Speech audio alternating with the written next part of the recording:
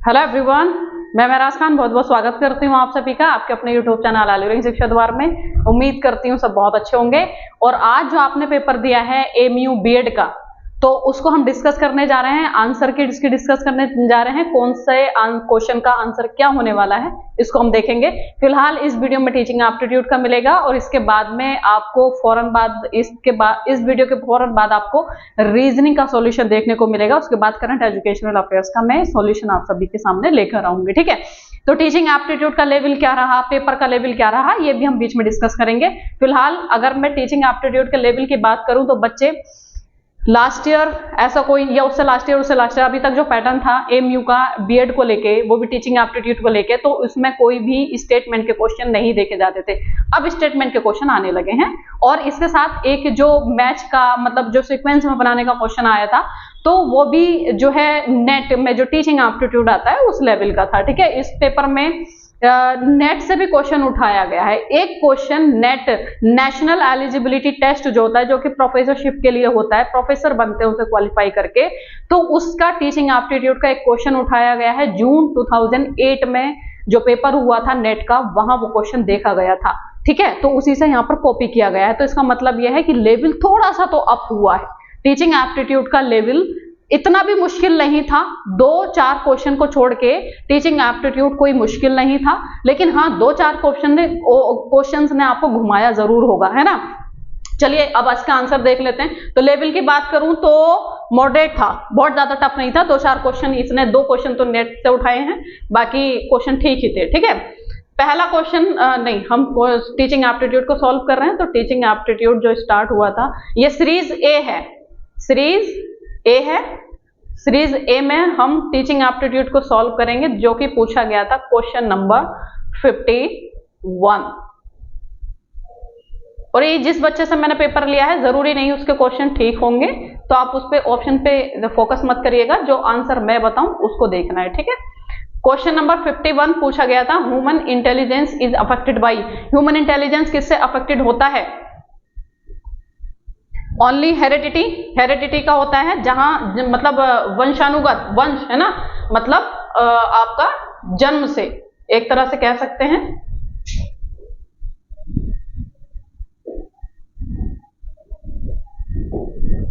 एक minute,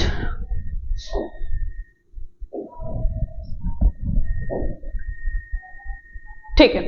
question number 51 का option होगा बी, ये हेरिडिटी और इन्वायरमेंट दोनों से जो है अफेक्टेड होता है। तो ऑप्शन नंबर 51 का सी करेक्ट होगा। मैं इसमें एक्सप्लेन नहीं करूंगी, मैं सीधे सीधे क्वेश्चन पे आऊंगी ताकि आपका टाइम वेस्ट ना हो। आप तो एग्जाम दे चुके हैं, पढ़ने के लिए नहीं आए, तो आप फटाफट आंसर ही देखेंगे और फटाफट हम आंसर भी बता देंगे। ठीक है, question number 52, the quality of teaching is reflected by. Teaching की क्वालिटी किससे रिफ्लेक्टेड होती है? जब आपकी क्लास में मतलब परसेंटेज ऑफ स्टूडेंट का ज्यादा होगा, या फिर attendance of student in the class, आपकी क्लास ज्यादा से ज्यादा बच्चे अटेंड करेंगे, या option C quality of question asked by teacher, जो बाय स्टूडेंट्स, जो मतलब आपकी क्लास में स्टूडेंट्स आते हैं और वो क्वालिटेटिव क्वेश्चंस आपसे करते हैं, इसका मतलब उनमें ब्रेन स्टॉर्मिंग हो रही है और वो क्रिएटिविटी की ओर जा रहे हैं। इसका मतलब ऑप्शन नंबर सी हमारा हो सकता है। Option number D, duration of silence maintained in the class, मतलब आपने बहुत ज्यादा मतलब कोई शोरगुल नहीं है आपकी क्लास में, एकदम बढ़िया सा डिसिप्लिन है, तो ऑप्शन नंबर सी चला जाएगा। डी हमारा नहीं होगा, निगेटिव वर्ड था। और पास परसेंटेज मतलब यह है कि ये तो आप जबरदस्ती भी पास कर सकते हैं बच्चे को, तो ये कोई मतलब नहीं हो गया ना। Attendance of student in the class, मतलब डरा धमका के चॉकलेट वगैरह देके भी बच्चे से क्लास अटेंड कराई जा सकती है, तो ऑप्शन नंबर हमारा हो जाएगा करेक्ट यहाँ पर सी। 53, a teacher should use teaching ads in repeated question है। कई सारे बच्चों से मैं मिली आज सेंटर पे, रिपीटेड तो मतलब पीवाईक्यूज तो मैम आया ही नहीं, क्यों नहीं आया देख लो, रिपीटेड क्वेश्चन है ना। A teacher should use teaching ads in his her class because it is available in the school, मतलब एक टीचर को टीचिंग एड क्यों यूज करना चाहिए, या फिर वो यूज करता है तो वो किस लिए, किस पर्पज से। It is available in the school, school available कराता है इसलिए, या फिर इट इज सेल्फ एक्सपेक्टेंट्री, या फिर option number C, it makes teaching interesting and effective, या option D, it is cheap to purchase. ऐसा कुछ नहीं है कि सस्ता होता है परचेज करने में, तो ऑप्शन नंबर डी भी कट हो गया, ये भी नहीं, ये तो ऑप्शन नंबर सी हमारा करेक्ट हो जाएगा। तो 53 का ऑप्शन हो जाएगा क्या? सी। ठीक है, क्वेश्चन नंबर 54, क्वेश्चन नंबर 54 कह रहा है इन योर ओपिनियन, आपके अनुसार teaching profession should be adopted by people, उनको टीचिंग प्रोफेशन मानना चाहिए जो होते हैं इंट्रोवर्ट या रिलीजियस। इंट्रोवर्ट होता है जो खुद में रहते हैं, है ना, इंट्रोवर्ट अंतर्मुखी हिंदी में, एक होता है बहिर्मुखी जो दूसरों से बात करते हैं, बाहर के एनवायरनमेंट में रहना पसंद करते हैं। इंट्रोवर्ट होते हैं जो अपने आप में रहना पसंद करते हैं, भीड़ भाड़ इन सबसे बचने की कोशिश करते हैं, ठीक है। या फिर want to help in nation development, जो कि नेशनल के डेवलपमेंट के लिए क्या करना चाहते हैं, अपनी सर्विस देना चाहते हैं। ऑप्शन डी है फेथ इन टीचिंग वर्क, जो टीचिंग वर्क में क्या करता है, बिलीव करता है। तो ऑप्शन नंबर ए तो नहीं होगा, बी भी नहीं होगा। ऑप्शन नंबर सी और डी में कुछ बच्चे कंफ्यूज हुए होंगे कि टीचिंग वर्क पूछा है और इसमें भी टीचिंग प्रोफेशन पूछा है, तो हमारा डी चला जाएगा। नहीं, टीचिंग हम क्यों करते हैं, क्योंकि नेशनल डेवलपमेंट में जो हम बच्चों को हम पढ़ाते हैं बच्चों को, तो और वो बच्चा क्या बनता है, एक अच्छा नागरिक जो हम बनाते हैं बच्चों को, तो वो नेशनल डेवलपमेंट में ही पार्टिसिपेट करता है, ठीक है। तो ऑप्शन नंबर सी हमारा करेक्ट हो जाएगा। Question number 55, education should be made self sufficient because, education को सेल्फ सफिशिएंट बनाना चाहिए। क्यों, मतलब सेल्फ सफिशिएंट यहाँ पर मतलब था कि एजुकेशन को हम इस तरह से बनाएं कि बच्चा बेरोजगार ना रहे, है ना, आगे चल के कोई बेरोजगार ना रहे, उसमें रोजगार देने की क्षमता होनी चाहिए। कैसे, ऑप्शन नंबर ए, ये तो जब अगर एजुकेशन को इस तरह से बनाएंगे क्या होगा, student will take education seriously, बच्चे क्या स्टूडेंट इसको सीरियसली लेंगे एजुकेशन को, या फिर undeserving student will not seek admission, या फिर जो अनडिजर्विंग स्टूडेंट हैं इससे क्या होगा, जब आपने एजुकेशन इस तरह से बना दी, सेल्फ सफिशिएंट बना दी, तो इससे जो भीड़ है वो कम हो जाएगी। ऑप्शन नंबर सी जो पूछा गया था नहीं होगा, या फिर अनडिजर्विंग स्टूडेंट एडमिशन नहीं लेंगे, ऐसा भी नहीं है ना। Option number D, investment of public जो है मनी विल बी सेव्ड, इससे क्या होगी, जो पब्लिक मनी होगी वो सेव्ड होगी, ऐसा भी नहीं है, ठीक है। ऑप्शन नंबर डी भी नहीं होगा। ऑप्शन नंबर क्या हो जाएगा, ए, जब हमारी एजुकेशन का इस मतलब अब क्या होता है कि बीएड करेंगे, फिर सीटेट करेंगे, फिर उसके बाद में जो है एक मतलब स्टेट लेवल का टेस्ट क्वालिफाई करेंगे, फिर टेट सुपर टेट इस तरह का करेंगे, तब जाके टीचर बनेंगे, है ना। ये है, तो बहुत सारे जो है जो डिग्री ले लेते हैं, ऐसी बिना पढ़े डिग्री ले लेते हैं, उनको टेट वेट क्वालिफाई करने में प्रॉब्लम होती है ना। तो अगर सेल्फ सफिशिएंट बनाएंगे एजुकेशन को, एक ऐसा प्रोसेस जो कि आपको ये सिखाया जा रहा है, ये ऐसी डिग्री ऐसी नहीं दी जा रही है आपको कि घर बैठे आपको डिग्री पहुंचाई जा रही है, बस पैसे भर दो। अगर इस तरह से सारा सिस्टम खत्म हो जाएगा, आपको सिर्फ जो है उन बच्चों को पढ़ाया जाएगा जो कि एबिलिटी रखते हैं, है ना, एबिलिटी रखते हैं, और उसको फिर एजुकेशन को मतलब क्या करते हैं कि उस तरह से वो पढ़ते हैं कि आगे जाके उनका रोजगार की दिक्कत ना हो और उनको जो है जॉब दी जाती है। तो इससे बच्चे क्या होंगे, स्टूडेंट क्या होंगे, वो सीरियसली लेंगे एजुकेशन को।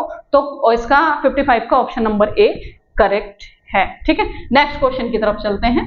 मैं एक्सप्लेन बहुत ज्यादा नहीं करूंगी, जहां आप कंफ्यूज हुए होंगे मैं वही उसको एक्सप्लेन करूंगी।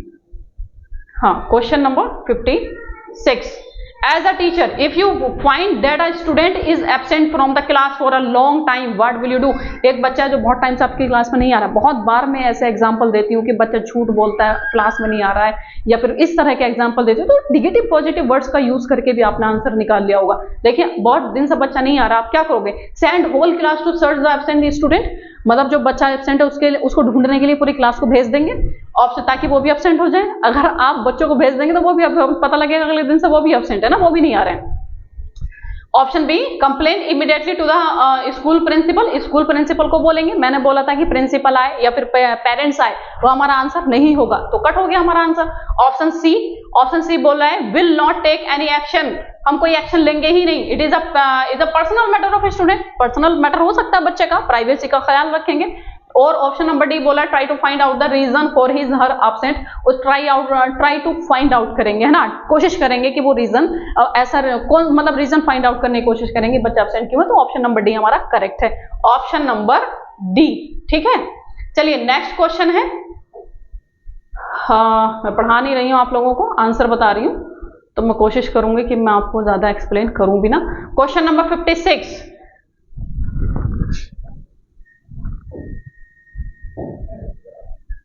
इस तरह से हमारी स्क्रीन पे 2 क्वेश्चन आ रहे हैं, ठीक है। उम्मीद कर रही हूँ कि आपको दिख भी रहा होगा, मैं एक बार चेक भी कर लूं।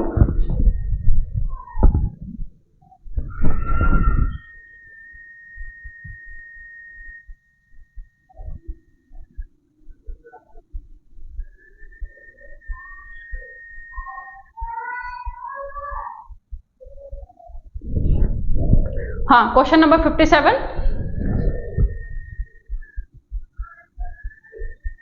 If you are assigned a class with majority of the student as slow learner, आपकी क्लास में मेजोरिटी किस चीज की है? स्लो लर्नर की, तब आप क्या करोगे? ये क्वेश्चन भी मैंने कराया है, प्रैक्टिस मैंने कराई है। Increase your speed of teaching as it will enhance the student comprehension. YouTube पे नहीं कराया लेकिन बैच में कराया, ठीक है। क्या करोगे? अपनी स्पीड को इंक्रीज कर दोगे, है ना, और teach at your own pace, या फिर अपनी स्पीड को बरकरार रखेंगे जिस स्पीड से आप पढ़ा रहे हैं। डजंट मैटर कि आपकी मेजोरिटी स्लो लर्नर है या फिर जो है फास्ट लर्नर है। या फिर option C, keep it slow with extra enrichment activities for bright student. अपनी जो मतलब स्पीड है उसको स्लो रखेंगे और एक्स्ट्रा एनरिचमेंट देंगे जो कि ब्राइट स्टूडेंट है उनको। या फिर option D, request the principal to supply, negative word था, प्रिंसिपल का कोई मैटर नहीं है। इंक्रीज योर स्पीड, देखिए यहीं पर अपनी स्पीड इंक्रीज करेंगे, क्यों? क्योंकि आपकी मेजोरिटी में ही स्लो लर्नर है, तो आप स्पीड को तो इंक्रीज कर नहीं सकते और अपनी गति के अनुसार चल नहीं सकते, अपने अकॉर्डिंग चल नहीं सकते। और ऑप्शन सी हमारा करेक्ट है, डी भी नहीं होगा। और ऑप्शन सी इसलिए करेक्ट था क्योंकि कीप इट स्लो, क्योंकि हमारी मेजोरिटी क्या है? स्लो लर्नर की है, इसलिए हम अभी स्पीड क्या रखेंगे? स्लो रखेंगे। लेकिन हाँ, जो कुछ बच्चे ब्राइट हैं उनको हम एक्स्ट्रा अटेंशन देंगे, ठीक है, या एक्स्ट्रा कुछ उनको एक्टिविटीज करा देंगे। Question number 58, why should one choose the teaching profession? किसी को टीचिंग में क्यों आना चाहिए? मतलब इससे पहले भी क्वेश्चन इसी तरह का पूछा गया था, व्हाई शुड, है ना। Question number 58, Why should one choose the teaching profession? किसी को टीचिंग प्रोफेशन में क्यों आना चाहिए? क्यों? क्योंकि because it has lucrative salary structure, बहुत ज्यादा सैलरी इसमें है। या फिर it is the best way one can serve the humanity, या फिर एक बेस्ट वे है कि ह्यूमनिटी को सर्व कर सकते हैं, अपनी सेवा दे सकते हैं। Option C, if one has excellent communication skill, या फिर बहुत ज्यादा कम्युनिकेशन स्किल है किसी के अंदर तो उसको टीचिंग प्रोफेशन में आ जाना चाहिए। या it is easy to teach children, ऐसा कुछ नहीं है कि बहुत ईजी है, बहुत टफ हो गया है टीचिंग। इस टाइम पे तो बहुत टफ हो गया है ना। बहुत सारे रूल्स रेगुलेशंस टीचर को ध्यान में रखने होते हैं, तो ये तो नहीं होगा। एक्सीलेंट कम्युनिकेशन स्किल्स है तो वो कुछ और भी, न्यूज एंकर बन सकता है, कुछ और बन सकता है, जरूरी नहीं वो टीचिंग में ही आएगा, तो ये नहीं होगा। और लुक्रेटिव सैलरी मतलब बहुत ज्यादा पैसा है, ऐसा भी कुछ नहीं है, ठीक है। अगर किसी कोई बिजनेस इसको बना रहा है एजुकेशन को तो वाकई में पैसा है, लेकिन अगर एजुकेशन को वो एजुकेशन मान के चल रहा है, टीचर अपने आप को मान के चल रहा है, एक बिजनेसमैन मान के नहीं चल रहा है, तो उसके लिए वाकई में परेशानियां हैं कुछ, और पैसा भी थोड़ा कम है, ठीक है। तो ऐसा कुछ नहीं है। तो 58 का ऑप्शन नंबर बी हमारा यहाँ पर करेक्ट हो जाएगा, ठीक है। क्वेश्चन नंबर 59 क्या कह रहा था? बहुत इजी था, बहुत मुश्किल पेपर मैं इसको नहीं मानूंगी, बहुत सिंपल था और सेकंड में आंसर आ सकता था। कुछ बच्चे बोल रहे हैं इंग्लिश टफ था या रीजनिंग टफ था, तो टीचिंग एप्टीट्यूड को बहुत जल्दी सॉल्व करना था ना, तो आपको रीजनिंग को सॉल्व करने का अच्छे से आपको टाइम मिल गया होता। मैं बच्चों से यही बोलती हूँ, बार बार ये बोलती हूँ कि टीचिंग एप्टीट्यूड को ज्यादा टाइम देना ही नहीं है। निगेटिव पॉजिटिव कट कटा के आपका आंसर निकल आएगा, थोड़ा सा सेंस लगाएंगे तो आंसर आ जाएगा। बाकी का टाइम आप रीजनिंग को दीजिए, इंग्लिश को दीजिए, मैथमेटिक्स अगर आया तो उसको दीजिए, टीचिंग एप्टीट्यूड को देने की जरूरत ही नहीं है ज्यादा टाइम। तो वही है, जिस बच्चे ने इसको फास्ट किया होगा वो रीजनिंग अच्छे से सॉल्व किया होगा। तो option number 15, question number 59, A teacher should not be severely punished because he may, एक स्टूडेंट को बहुत ज्यादा पनिशमेंट नहीं दे सकते, बहुत ज्यादा क्या, बिल्कुल नहीं दे सकते पनिशमेंट, ठीक है। ऑप्शन नंबर ए, क्योंकि इससे क्या होगा? Retaliate and hurt the teacher, इससे टीचर को क्या होगा? हर्ट होगा। Option B, leave the school, या फिर स्कूल छोड़ देगा। या option C, develop negative attitude towards his school studies and teacher. Option number C correct है, क्योंकि अगर आप पनिशमेंट देंगे तो इससे क्या होगा? टीचर में क्या, उसमें बच्चे में क्या आ जाएगी? निगेटिविटी आ जाएगी, है ना, स्कूल को लेके, सब चीजों को लेके। तो क्वेश्चन नंबर हमारा 59 का ऑप्शन नंबर सी करेक्ट है। नेक्स्ट क्वेश्चन, क्वेश्चन नंबर 60, इस बच्चे ने जो क्वेश्चन किया, जो मतलब जिस बच्चे का ये पेपर है उसका भी अच्छा स्कोर हुआ है टीचिंग एप्टीट्यूड में, ठीक है। चलिए क्वेश्चन नंबर 60 क्या कह रहा है? If a number of student are not able to answer a teacher's question, एक बच्चा ऐसा है जो है टीचर का आंसर देने में एबल नहीं है, तो टीचर क्या करेगा, व्हाट शुड डू। ये भी मैंने जो है क्लास में, मुझे सारे क्वेश्चन ऐसे लग रहे हैं जैसे मेरी नजरों के सामने से निकले हैं, और ऐसा लग नहीं रहे हैं, ऐसा है। मैंने प्रैक्टिस कराई है बार बार, उसके जामिया के पेपर्स की कराई है, एमयू के पेपर्स की कराई है बैच में, तो ये सब क्वेश्चंस वही घुमा फिरा के वही पूछे गए हैं, है ना। क्वेश्चन नंबर 60, इफ मतलब आपके जो स्टूडेंट हैं वो एबल नहीं आंसर देने के, तो आप क्या करोगे। He should instruct student to be attentive, बच्चों से बोलेंगे ध्यान दो थोड़ा। Option B, he should ask another question, या फिर उस क्वेश्चन को छोड़ के दूसरा क्वेश्चन पूछेंगे, और ये मैंने बोला था ये हो ही नहीं सकता, आप परेशानी से भाग ही नहीं सकते। ऑप्शन सी, जो मतलब लगता है कि ये तो होगा ही नहीं, फौरन कट करिए। Option C, he she should reframe the question making it more clear and specific. आपसे पूछा है कि बच्चा आंसर करने के एबल नहीं है, तो आप क्या करोगे, उस क्वेश्चन को दोबारा से फ्रेम करेंगे और उसको इजी बनाएंगे, है ना, और उसको क्या करेंगे, थोड़ा क्लियर भी करेंगे, स्पेसिफिक करेंगे। जिस टॉपिक से पूछ रहे हैं उसी टॉपिक पे क्वेश्चन हो, डबल लैंग्वेज में ना हो, क्लियरिटी हो क्वेश्चन में, ठीक है। तो ऑप्शन नंबर सी हमारा करेक्ट हो जाएगा, हिमसेल्फ और should give the correct answer, या फिर उससे बोलेंगे कि मतलब या खुद से ही आप करेक्ट आंसर दे देंगे। खुद से देंगे तो बच्चा क्या सीखेगा, है ना। नेक्स्ट क्वेश्चन पूछा गया था, question number 61, the sequence of teaching process should be. ये क्वेश्चन ऐसा है जो कि नेट के एग्जाम में इस तरह के बहुत सारे क्वेश्चन देखने को मिलते हैं, और ये नेट लेवल का ही उठाया गया है, ठीक है, क्योंकि ऐसे ही क्वेश्चन वहां देखने को मिलते हैं नेट के एग्जाम में। तो इसका मतलब ये है कि 2 क्वेश्चन इन्होंने इस तरह के दिए हैं, नेट का सीधा सीधा उठाया और ये नेट के बेस पे आया है। तो मतलब ये है आगे को बच्चों थोड़ा सीरियस हो जाना, ठीक है। अगर कुछ बच्चे ऐसे हैं जो नेक्स्ट इस बार सिर्फ ऐसे ही एग्जाम दिए थे कि चलो देखते हैं एग्जाम देके, लेकिन उनका नेक्स्ट ईयर अगर टारगेट है ना, तो थोड़ा सीरियसली इस चीज को लेना, क्योंकि यहाँ अगले साल ये क्वेश्चन ज्यादा देखने को मिलेंगे। इन्होंने बता दिया कि हम इस तरह के क्वेश्चन भी पूछने वाले हैं, है ना। क्वेश्चन नंबर 61 सीक्वेंस पूछा है, और टीचिंग प्रोसेस का, सबसे पहले आप टीचिंग करने जा रहे हैं, सबसे पहले क्या करोगे, क्या करोगे, आपको ऑब्जेक्टिव पता होना चाहिए कि आप कौन सा टॉपिक पढ़ाने जा रहे हैं, कौन सा चैप्टर पढ़ाने जा रहे हैं, कौन सा सब्जेक्ट का कौन सा चैप्टर, कौन सा लेसन, है ना, कौन सा टॉपिक, ये सब पता होना चाहिए। तो अपना ऑब्जेक्टिव फॉर्मुलेट करेंगे अपना ऑब्जेक्टिव, ठीक है। जब आपने ऑब्जेक्टिव फॉर्मुलेट कर लिया, उसके बाद में देखेंगे कि जो टॉपिक मैं पढ़ाने जा रहा हूं, तो इससे रिलेटेड जो प्रीवियस नॉलेज है बच्चे की वो है कि नहीं है ना। आप कैलकुलेशन सिखाने जा रहे हैं, लेकिन बच्चे को जो है काउंटिंग ही नहीं आती, ठीक है, तो वो फिर कैसे करेगा। तो ऑप्शन नंबर फिर हो जाएगा, मतलब यहाँ पर 3rd हो जाएगा पहले, और फिर हो जाएगा 4th, ठीक है। फिर उसके बाद में क्या करेंगे, प्रेजेंट करेंगे। आपने मतलब ऑब्जेक्टिव भी फॉर्मुलेट कर लिया कि ये पढ़ाने वाला हूँ, ये आपने ये भी चेक कर लिया कि इससे रिलेटेड बच्चों को जो मैं पढ़ाने जा रही हूँ उससे रिलेटेड प्रीवियस नॉलेज भी बच्चे के अंदर है, चेक कर लिया। तो उसके बाद में अपना कंटेंट क्या करेंगे, प्रेजेंट करेंगे, पढ़ाना शुरू करेंगे, है ना। जब प्रेजेंट आपने कर लिया, पढ़ा दिया, है ना, उसके बाद में क्या करेंगे, आप इवेलुएट करेंगे, चेक करेंगे बच्चा सीखा कि नहीं सीखा। तो ये करेक्ट जो है इसका सीक्वेंस था, 3rd, 4th, 2nd and 1st, option number A correct हो जाएगा, ठीक है। चलिए नेक्स्ट क्वेश्चन। वैसे पेपर बड़ा अच्छा है, इस लेवल यही होना चाहिए पेपर का, ठीक है। Question number 62, authoritarian level teaching is considered. बहुत चीख के पढ़ा है। ऑथोरिटेरियन क्या होता है, ऑथोरिटेरियन क्या होता है, टीचर सेंटर, जहां पर सिर्फ और सिर्फ टीचर की चलती है। सेंटर में कौन होता है, टीचर होता है। ऑथोरिटेरियन का मतलब मैं ही हूँ, ठीक है, मैं अपने अकॉर्डिंग पढ़ाने वाली हूँ, क्या पढ़ाऊंगी कैसे पढ़ाऊंगी सब मैं डिसाइड करूंगी, तो मतलब टीचर सेंटर, है ना। बैच वाले बच्चों में से कोई क्वेश्चन ऐसा नहीं है जो बाहर गया हो 1-2 क्वेश्चन को छोड़ के। तो क्वेश्चन नंबर 62 का option number A correct. Question number 63, suppose you are teaching, मतलब क्या कर रहे हैं आप, सपोज करिए कि आप टीचिंग कर रहे हैं, और मैंने तो सपोज हर क्वेश्चन में कराया है, हर बार कराया है, आपको बोला है कि टीचर ही बन के सॉल्व करना है, फिर भी इसने बोल दिया कि आप टीचर हैं, and there some indiscipline and disturbance, आपकी क्लास में कुछ डिस्टर्बेंस है और क्या है, इनडिसिप्लिन है, तो व्हाट वुड यू डू, आप क्या करोगे, आप क्या करोगे। Involve and motivate the student causing disturbance, ठीक है, जो ऑप्शन हमारा हो सकता है उसको होल्ड करिए। Option B, ignore what is happening, मैंने बोला था इग्नोर तो हम कर ही नहीं सकते, निगेटिव वर्ड है ना, जब इग्नोर हम नहीं कर सकते तो ऑप्शन नंबर बी तो हमारा गया। ऑप्शन नंबर सी पे आते हैं, मतलब सम टाइम, मतलब कुछ देर के लिए आप चुप हो जाएंगे, फिर उसके बाद में जो है अपना प्रोसीड करेंगे, टीचिंग प्रोसेस, ये भी नहीं होगा। ठीक है, ऑप्शन डी पनिश हम कर नहीं सकते, नेगेटिव वर्ड था। और जो मैंने बच्चों को ट्रिक बताई थी, बच्चों को जैसा मैंने बोला था कि आपको कैसे करके टीचिंग एप्टीट्यूड को सॉल्व करना है, उसी मेथड पे बच्चे ने सॉल्व भी किया है। तो ऑप्शन नंबर ए हो जाएगा हमारा करेक्ट, कि बच्चा जो शोर कर रहा है, जो मतलब क्या कर रहा है, डिस्टर्बेंस कर रहा है क्लास में, उसको हम इन्वॉल्व कर देंगे, और जब इन्वॉल्व कर देंगे तो बच्चा खुद बिजी हो जाएगा, वो डिस्टर्बेंस करेगा नहीं। ठीक है, question number 64। Question number 64. A school teacher has a class to teach, but it has been raining since morning. It would be better for him.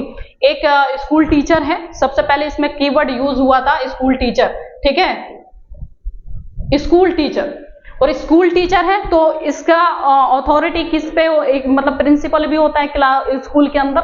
अब देखिए इसको कैसे, क्वेश्चन को आंसर इसका कैसे होगा। But it has been raining since morning, मतलब सुबह से जो है बारिश हो रही है, तो वो क्या करे, अब इसको कैंसिल कर दे क्लास को, या फिर क्या करेगा, ये देखिए, apply for a leave that day, मतलब वो क्या करेगा, लीव अप्लाई कर, छुट्टी के लिए अप्लाई कर देगा।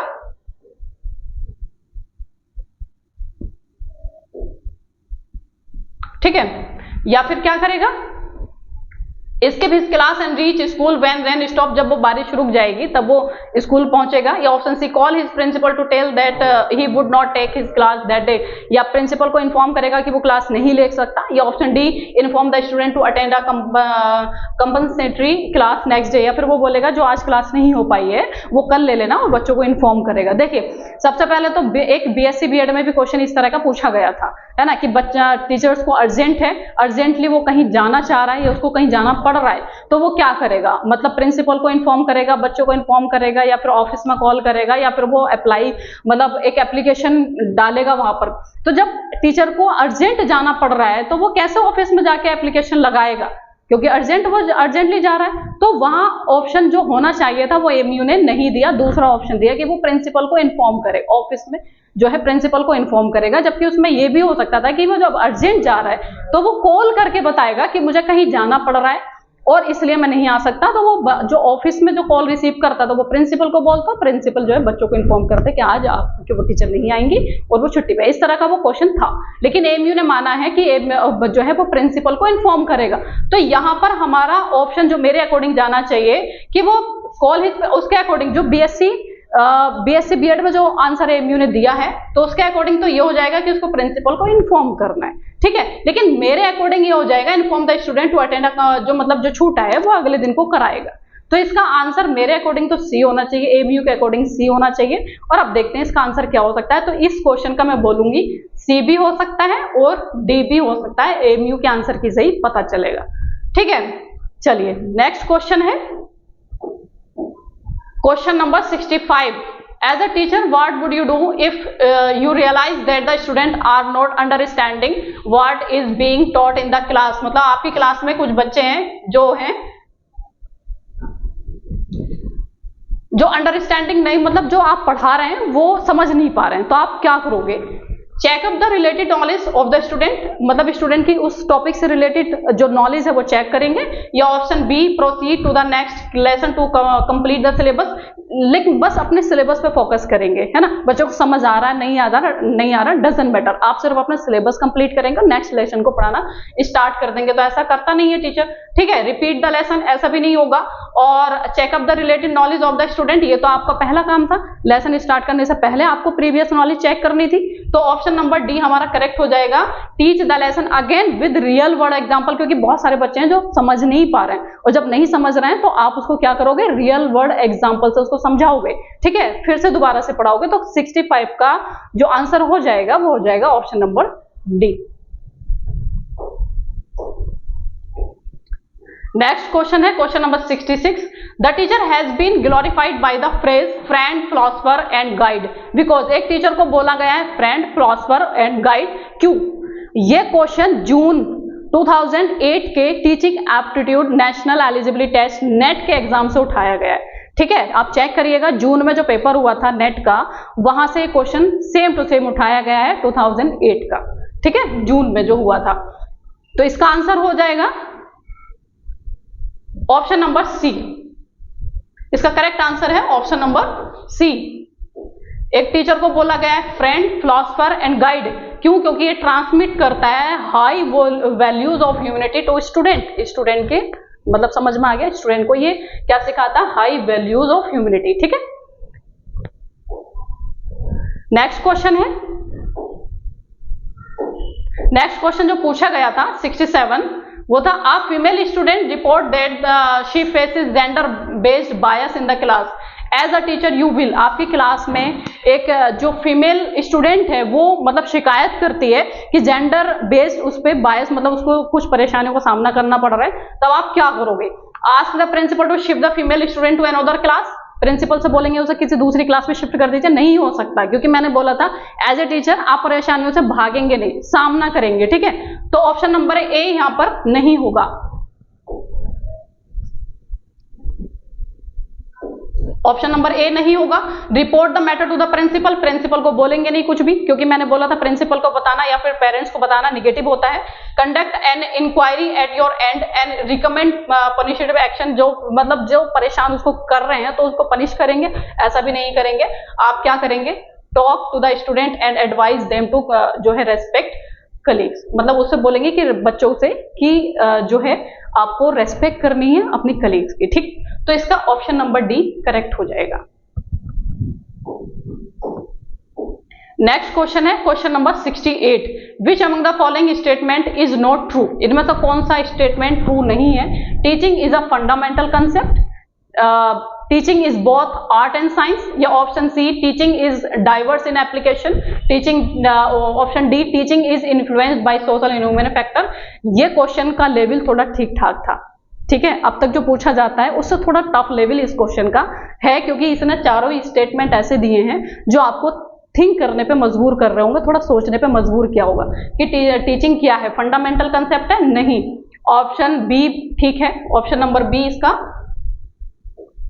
नोट पूछा है तो ऑप्शन बी तो ठीक है, क्योंकि teaching is both art and science. ठीक है, teaching is diverse in application, ये भी ठीक है। क्यों? क्योंकि हम सारे बच्चों को सेम वे में टीचिंग नहीं करा सकते, सेम वे में लर्निंग प्रोसेस नहीं करा सकते। उनका एज के अकॉर्डिंग और उसकी क्लास के अकॉर्डिंग और उसकी जो कॉग्निटिव एबिलिटी है उसके अकॉर्डिंग हमारा चेंज होता रहता है। तो डाइवर्स इन एप्लीकेशन है। ठीक है, ऑप्शन नंबर डी था teaching is influenced by social and human factor. बिल्कुल, मैं अपने अकॉर्डिंग पढ़ा सकती हूँ कभी कभी, दूसरा टीचर अपने अकॉर्डिंग पढ़ा सकता है, या फिर जो मतलब सोशल रिक्वायरमेंट है, सोशल नीड है, उसके अकॉर्डिंग भी टीचिंग चलती है। तो ऑप्शन नंबर जो है ए हमारा यहाँ पर गलत था, मतलब नोट के अकॉर्डिंग हमारा ऑप्शन नंबर ए हो जाएगा करेक्ट। ठीक है, फंडामेंटल नहीं है ये। Question number 69, student gives a partially correct response to your question then you will. एक बच्चा है जो पूरी तरह से करेक्ट रेस्पॉन्स आपको नहीं कर रहा है, तब आप क्या करोगे? सीक फर्दर इन्फॉर्मेशन, या provide reinforcement, reframe your question, या फिर tell the correct information.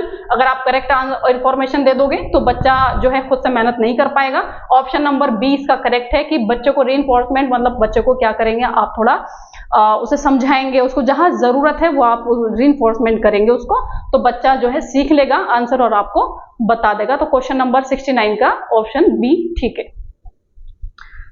Question number 70, a and type of teacher maintains excellent discipline in the class. ये भी मैंने क्लास में कराया था और बहुत अच्छे से पढ़ाया था। डेमोक्रेटिक क्या होता है और ऑथोरिटेटिव क्या होता है ना, बहुत अच्छे से कराया था, बच्चों को याद होगा।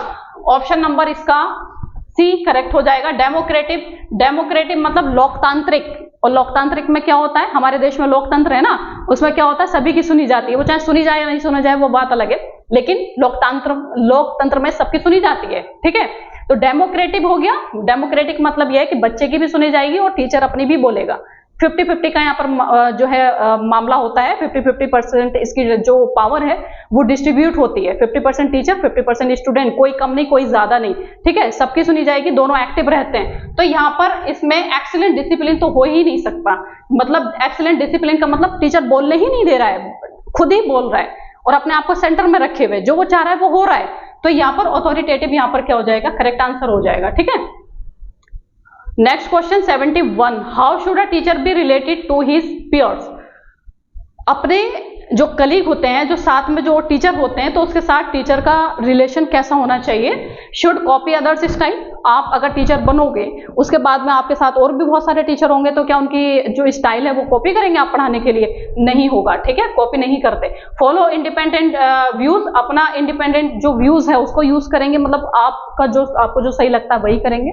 Option number C, should not intervene to others work, दूसरों के वर्क में क्या करेंगे कि जो है एक तरह से कहते हैं ना, दूसरों के मैटर में टांग नहीं अड़ाते, तो ऑप्शन नंबर सी बोल रहा है इसी तरह का। Option D, suggest each other the effective ways to teach, या फिर एक दूसरे को सजेस्ट करेंगे कि कैसे आप लर्निंग प्रोसेस इफेक्टिव बना सकते हैं, तो ऑप्शन नंबर डी हो जाएगा। क्योंकि हम जब जब हम डिस्कस करते हैं एक दूसरे के साथ, जब बैठ के डिस्कस करते हैं, तो उसमें जो सबके आइडियाज होते हैं वो निकल के आते हैं और वहां पर बेहतर तरीके से काम हो पाता है।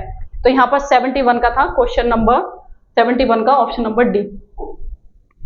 नेक्स्ट क्वेश्चन था 72, while teaching in the classroom which among the following is not important, जब क्लासरूम में जब आप टीचिंग कर रहे हैं क्लासरूम में, तो इनमें तो कौन सा इंपॉर्टेंट नहीं है? इंश्योरिंग प्रॉपर आई कंट्रोल होना चाहिए, आई कंट्रोल की जगह यहाँ पर होना चाहिए था आई कॉन्टेक्ट, है ना।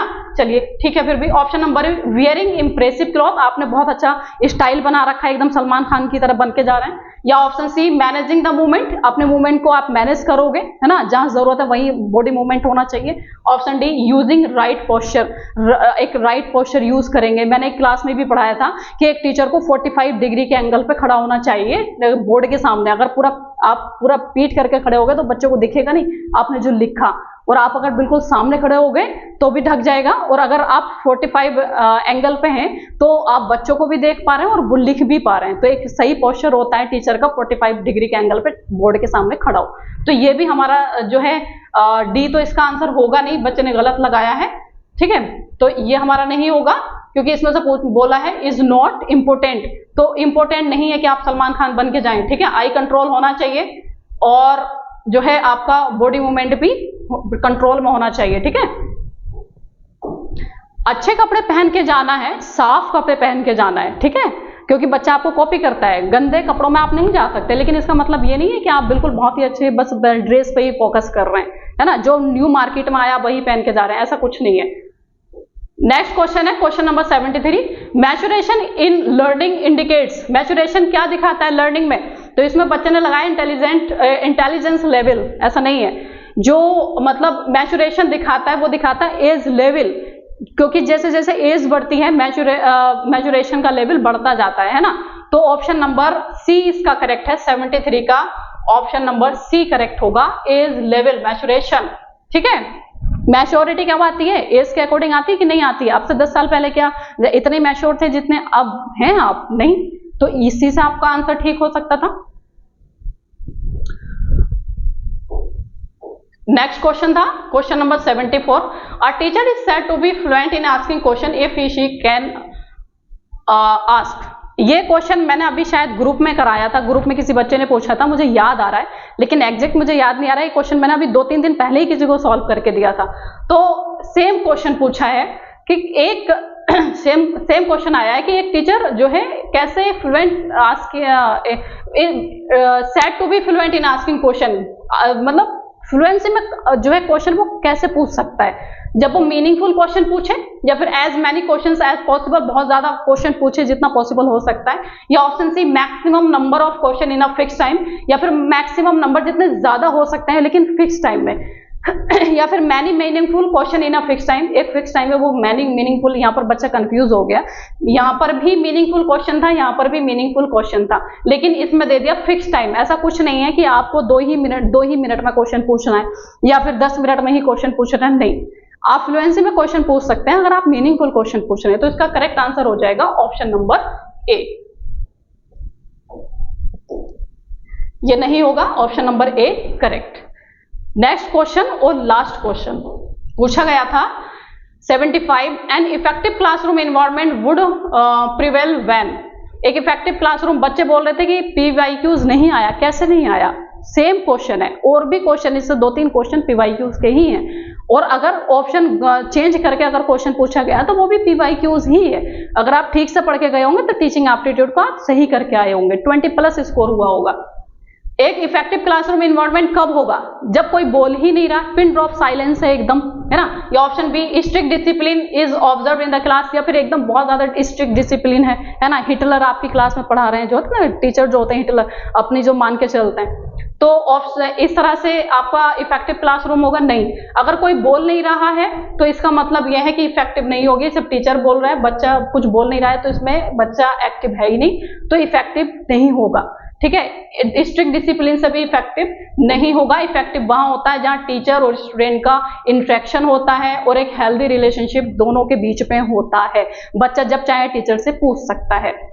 तो option number D, various type of teaching ads, बहुत ज्यादा टीचिंग एड्स यूज हो रहे हैं, ग्लोब हो रहा है, चार्ट हो रहा है, ऐसा कुछ नहीं है। ऑप्शन नंबर सी इसका करेक्ट। तो कमेंट बॉक्स में जरूर बताइएगा कि आपके 25 में से कितने क्वेश्चन करेक्ट हुए हैं, और उम्मीद कर रही हूँ कि अगर आपने निगेटिव पॉजिटिव वर्ड्स की क्लास देखी होगी तो इसमें कोई क्वेश्चन आपका गलत नहीं हुआ होगा। ठीक है, बाकी जो बच्चे नेक्स्ट ईयर टारगेट कर रहे हैं वो थोड़ा ध्यान देंगे, लेवल अब उठने वाला है। क्यों? क्योंकि नेट का इन्होंने क्वेश्चन पूछा है, सेम क्वेश्चन नेट लेवल का, नेट के पेपर में आया हुआ क्वेश्चन इन्होंने इसमें पेपर में डाला है, तो थोड़ा ध्यान देंगे। स्टेटमेंट के क्वेश्चन भी आए थे इसमें, और मैच करने के जो भी सीक्वेंस में करने के क्वेश्चन भी इसमें आया था। तो जरूर बताइएगा अपना लेवल, मतलब स्कोर जरूर बताइएगा कमेंट बॉक्स में।